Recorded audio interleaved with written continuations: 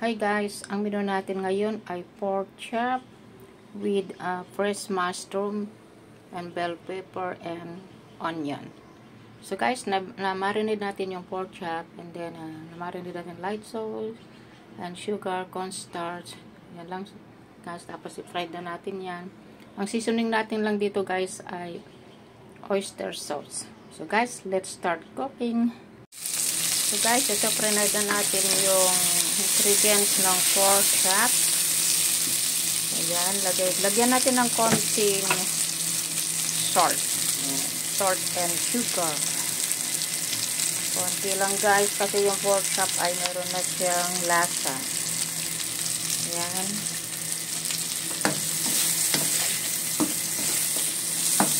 Kailangan medyo i-toast natin siya ng konti.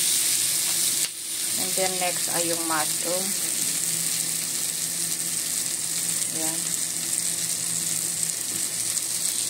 Mushroom.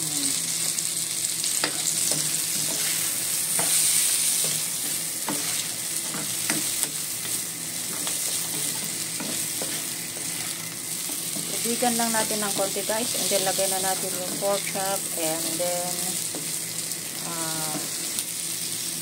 oyster sauce. Ayan guys, lagyan na natin ng oyster sauce. Kailangan ito ay dry siya, na wala siyang kasabaw-sabaw. Ayan.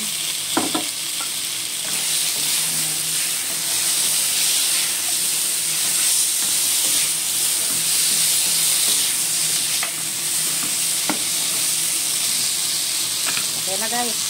Done.